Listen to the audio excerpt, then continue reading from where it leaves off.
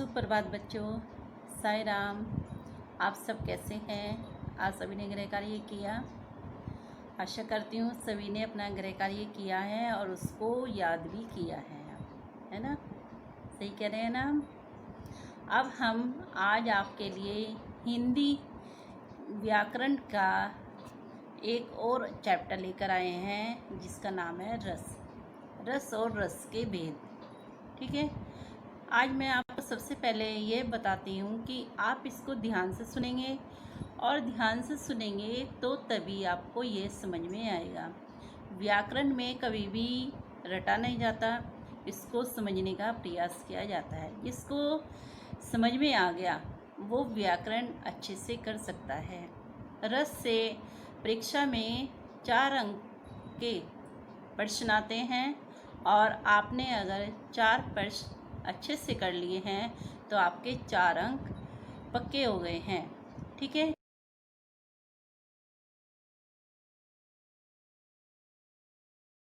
सबसे पहले हम ये देखेंगे।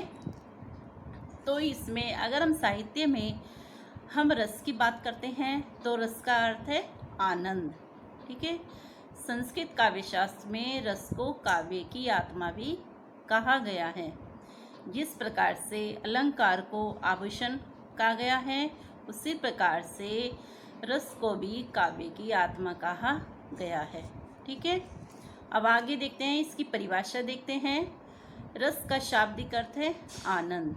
ठीक है, किसी काव्य को, कविता को, कहानी को, नाटक को पढ़ने या सुनने से या नाटक को देखने से जो हमारे मन में आनंद की अनुभूति होती है, जो हम उसको अंदर से फील करते हैं, उसको हम क्या कहते हैं? रस कहते हैं।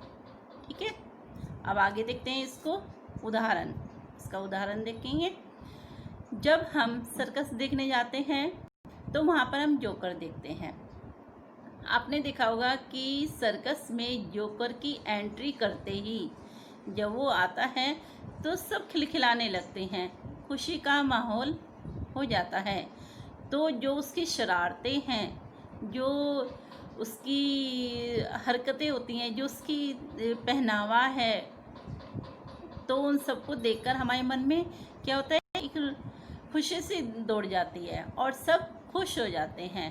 तो जो हमें उसमें आनंद आता है उसको हम क्या कहते हैं? रस कहते हैं। ठीक है, जो भी हमें सामने दृश्य नज़र आता है उसको देखकर हमारे मन में जो अनुभूति होती है उसको हम रस कहते हैं। ठीक है, इतना समझ में आया आपको रस किसे कहते हैं? आगे देखते हैं। रस की उत्पत्ति सबसे पहले किसने की है? भरत मुनि जी ने की है। ठीक है, भरत मुनि जी ने कहा है कि विभाव, अनुभाव और संचारी भावों के संयोग से ही रस की निष्पत्ति होती है। ठीक है, रस कैसे होता है? विभाव, अनुभाव, संचारी भावों के संयोग से ही रस की निष्पत्ति होती है। आगे देखेंगे रस के भाग। हमने रस को 2 भागों में बांटा है, रस के अंग, रस के प्रकार। ठीक है, इन दोनों को हम यहाँ पर पढ़ेंगे।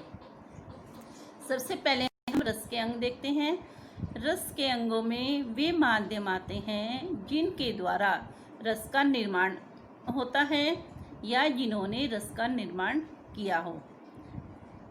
ठीक, इतना समझ में आया कि रस के अंग किसे कहते हैं? कि जिसके माध्यम से रस का निर्माण होता है या जिन्होंने रस का निर्माण किया हो, या रस की अनुभूति किससे होती है।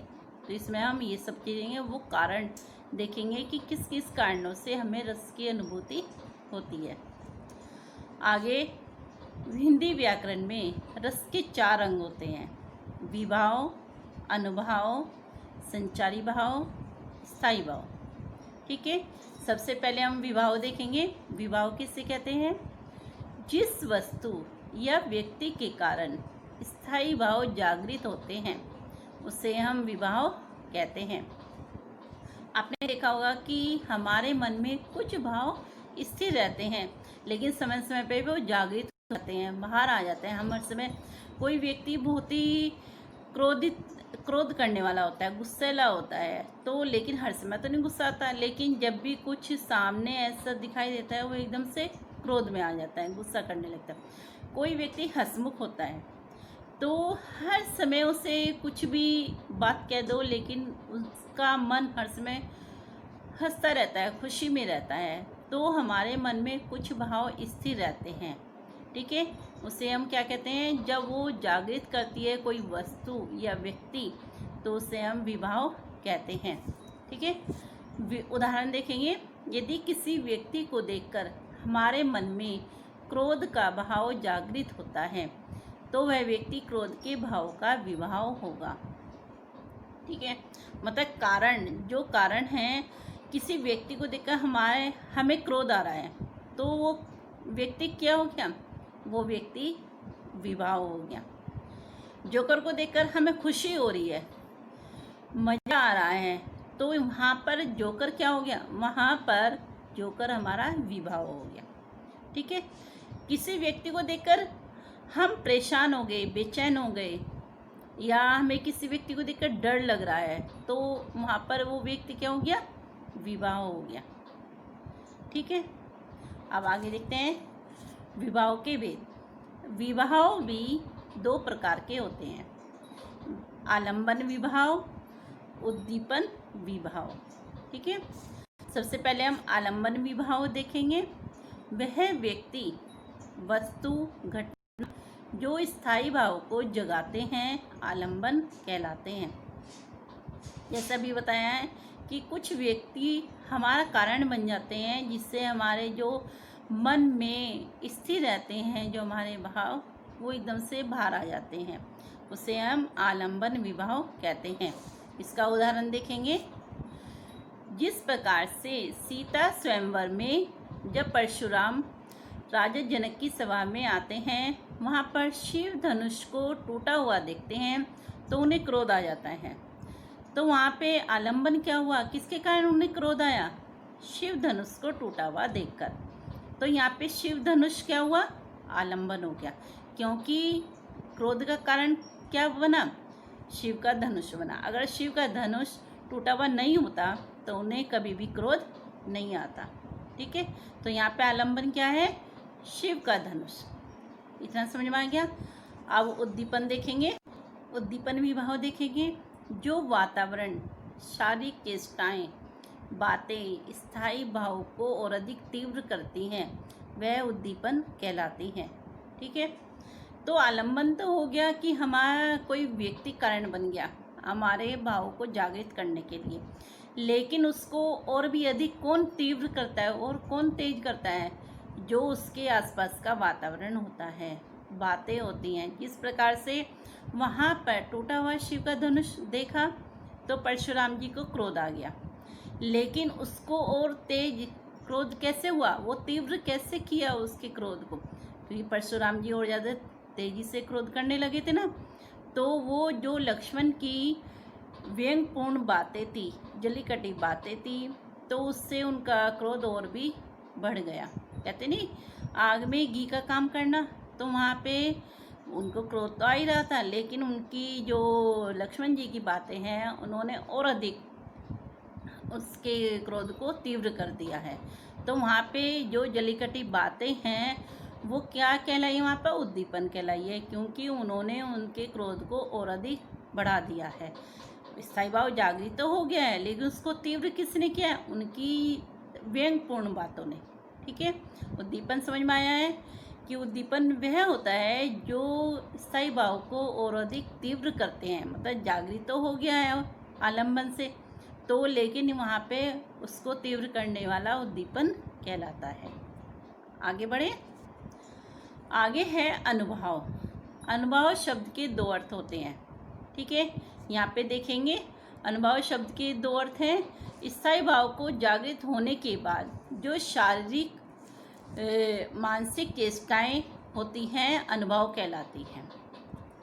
ठीक है, इसमें चिंता, खुशी से झूम उठना आदि।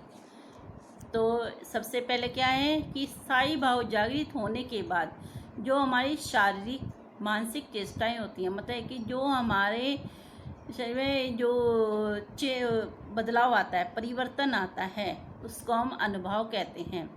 ठीक है। कुछ मानसिक भी होते हैं कि हमें चिंता होने लगती है, टेंशन हो जाती है, खुशी से हम झूम उठने लगते हैं, तो वो क्या कहलाता है? अनुभव कहलाता है। ठीक है। अब दूसरा देखेंगे, वे भाव भंगिमाएँ जो स्थायी भाव का अनुभव कराती हैं या अनुभव करती हैं, अनुभव कहलाती हैं। जैसे कोई व्यक्ति क्रोध में है, तो हमें कैसे पता लगेगा कि वो व्यक्ति क्रोध में है? उसका चेहरा तमतमाया, उसका आंखें लाल हो जाएंगी। ठीक है। जो उसका चेहरा है, चेहरे पे तनाव भी आ जाएगा, और उसकी बातें कैसी होंगी? गुस्से भरी, व्यंगपूर्ण बातें होंगी, गली कटी बातें होंगी। तो इन सब से हमें पता लगेगा कि सामने वाला व्यक्ति क्रोध में है। ठीक है। तो शारीरिक यहाँ पे चेष्टाएं कौन सी होगी? लाल आंखें हुए, मुख पर तनाव है, मुख तमतमाया हुआ है। ठीक है। और फिर मानसिक कौन सी है? गुस्से से भरी बातें हैं, तो है कि जो उसमें हमें दिखाई दे रही हैं, तो गुस्से भरी बातें क्या है? दिमाग से तो निकल रही हैं ये बातें। तो ये मानसिक रूप से वो आदमी परेशान होता है, तो हमारे मुंह से कुछ का कुछ निकलता है, गुस्से भरी बातें निकलती हैं। तो ये मानसिक, शारीरिक और मानसिक चेष्टाएं आ जाती हैं अनुभव में, जो हमें अनुभव कराती हैं भाव का। ठीक है। अतः अब हम इसको देखेंगे निष्कर्ष का। अतः वे समस्त शारीरिक और मानसिक चेष्टाएं या भाव भंगिमाएं जो किसी स्थायी भाव का अनुभव कराती हैं या करती हैं, अनुभव कहलाती हैं। ठीक है। अब आगे बढ़ेंगे। अब आता है संचारी भाव। अब संचारी भाव देखेंगे। इन्हें व्यभिचारी भाव भी कहते हैं। ठीक है। स्थायी भाव के साथ साथ कुछ भाव ऐसे होते हैं जो थोड़े समय के लिए ही रहते हैं। वे हमारे हृदय में आते जाते रहते हैं, संचरण करते रहते हैं। उन्हें हम क्या कहते हैं? संचारी भाव। आपने देखा होगा कि कुछ भाव ऐसे होते हैं जो हमारे मन में आते जाते रहते हैं, स्थिर नहीं रहते हैं। कि जैसे कोई व्यक्ति का स्वभाव क्रोध करने का नहीं है, तो क्या होगा कि कुछ समय के लिए क्रोध करेगा, फिर शांत हो जाएगा और हंसी खुशी से सबसे मिलने लगेगा। या हमें कोई व्यक्ति है, किसी जैसे चलो परीक्षा का माहौल ही देखते हैं हम, परीक्षा आ रही है, तो परीक्षा के समय में क्या लगेगा? बहुत ही डर लगने लगेगा। लेकिन परीक्षा देते ही क्या होगा? वो डर हमारा शांत हो जाएगा। तो वो क्या है? डर क्या है? हमारा संचारी भाव है कि वो कुछ समय के लिए आया और फिर चला गया। ऐसे ही जैसे हम सर्कस देखने गए हैं, वहाँ पर हमने जोकर देखा, तो जोकर को देख के जो हमारे में खुशी आई है, खुशी की लहर दौड़ पड़ी है, तो वो क्या होगा? उस समय होगा जब तक हम सर्कस में बैठे हैं। और सर्कस से बाहर आते ही कुछ समय तो रहेगा, उसके बाद वो खुशी की लहर जब हम अपने घर पर आ जाएंगे, अपने कामों में लग जाएंगे, तो वो अपने आप ही समाप्त होती चली जाएगी। ठीक है। अब इसका उदाहरण देखते हैं यहाँ पर। यदि किसी स्त्री को उसके पति के देहांत का समाचार मिलता है, तो उसके मन में शोक का भाव जागृत होता है। इस शोक के भाव के साथ साथ पति की यादें, बच्चों के भविष्य की चिंता आदि अनेक छोटे छोटे भाव भी आ जाते हैं, जो कि कुछ पल के बाद चले जाते हैं। तो देखो यहाँ पर कि अगर किसी स्त्री को अपने पति के देहांत का समाचार मिलता है, तो उसके मन में एक शोक आ जाता है। शोक क्या? करुण रस आ गया यहाँ पे। तो लेकिन उसके साथ साथ क्या होगा? पति की याद आएंगी, क्योंकि उसे जो पति के साथ बीता हुआ समय है, साथ बिताया उन्होंने समय, वो सब याद आएगा। फिर उसके बाद बच्चों के भविष्य की चिंता भी आएगी। पति तो चला गया है, तो बच्चों को अब मैं कैसे पढ़ाऊँगी, कैसे अब घर का खर्चा चलेगा, वो चिंता। तो ये सब क्या है? छोटे छोटे जो भाव हैं वो भी आ जाएंगे। लेकिन जैसे समय बीतेगा और रास्ते निकलते जाएंगे, तो वो चिंताएं हमारी अपने आप समाप्त होती चली जाएंगी। तो ये क्या है? ये भाव हमारे आते जाते रहते हैं। तो इसको कहते हैं कि ये भाव संचरण करते रहते हैं, चलते रहते हैं, एक जगह स्थिर नहीं रहते, वो जाते रहते हैं। तो इसको हम संचारी भाव कहते हैं। ठीक है, ये आपको समझ में आया। आगे बढ़ेंगे। फिर आता है हमारा स्थायी भाव। स्थायी भाव क्या है? ये भाव हमारे स्थिर रहते हैं हमारे मन में। जब बच्चा पैदा होता है, वो बड़ा होता है धीरे धीरे, तो उसके मन में स्थिर हो जाते हैं कुछ भाव। तो वो भाव हैं वो लेकिन समय समय पर जागृत होते हैं। आपने देखा होगा कि कहते नहीं है कि उसका स्वभाव तो हंसमुख है। अब वो व्यक्ति तो बहुत ही क्रोधित रहता है हर समय, वो व्यक्ति बहुत ही डरपोक है। तो ये क्या है? हमारे स्थिर भाव हैं और जो समय समय पर जागृत हो जाते हैं, जैसे शोक है, घृणा, प्रेम, उत्साह, हास में हंसना, हंसमुख आदि, ये सब स्थिर भाव होते हैं। और भी बहुत सारे हैं स्थिर भाव हैं जो हमारे मन में रहते हैं और समय समय पर जागृत होते रहते हैं।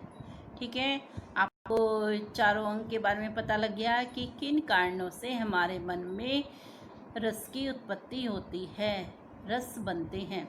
ठीक है, अब आगे देखते हैं रस के भेद और प्रकार। साहित्य में कुल 9 रसों को मान्यता दी गई है जिन्हें नवरस कहा जाता है। तो साहित्य में 9 रसों को ही मान्यता दी गई थी जिन्हें हम नवरस कहते हैं। लेकिन हिंदी काव्य के आचार्यों ने 11 रस को मान्यता दी है। उन्होंने 11 रस माने हैं और प्रत्येक रस का स्थायी भाव अलग अलग होता है। ठीक है, साहित्य के अनुसार देखेंगे तो 9 रस हैं हमारे, और हिंदी काव्य के अनुसार देखेंगे तो हमारे 11 रस हैं। इसमें 2 रसों को और बढ़ा दिया गया है। ठीक है, इसमें 2 रस कौन कौन से आए हमारे आगे? एक भक्ति रस आया है और एक वात्सल्य रस आया। ये 2 रस बाद में इनको इसमें जोड़ा गया है। ठीक है, अब आगे रस देखेंगे कौन कौन से हैं हमारे। इसमें हमारे 11 रस हैं। श्रृंगार रस, हास्य रस, रौद्र रस, करुण रस, वीर रस, अद्भुत रस, विभत्स रस, भयानक रस, शांत रस, वात्सल्य रस, भक्ति रस। ठीक है, इस प्रकार से हमारे 11 रस हैं और 11 रस का हम स्थायी भाव आगे की वीडियो में पढ़ेंगे और उनको विस्तार से पढ़ेंगे कि ये रस कैसे हैं, किस प्रकार से हमारे भाव आते हैं इनके अनुसार। तो इनको हम आगे की वीडियो में विस्तार से पढ़ेंगे। आपको रस के अंग समझ में आ गए होंगे और रस का अर्थ भी समझ में आ गया होगा। ठीक है, आपने ध्यान से सुना है तो अच्छे से समझ गए होंगे आप। तो रसों के प्रकार हम आगे की वीडियो में पढ़ेंगे। ठीक है, धन्यवाद। साईं राम। सब खुश रहिए, स्वस्थ रहिए।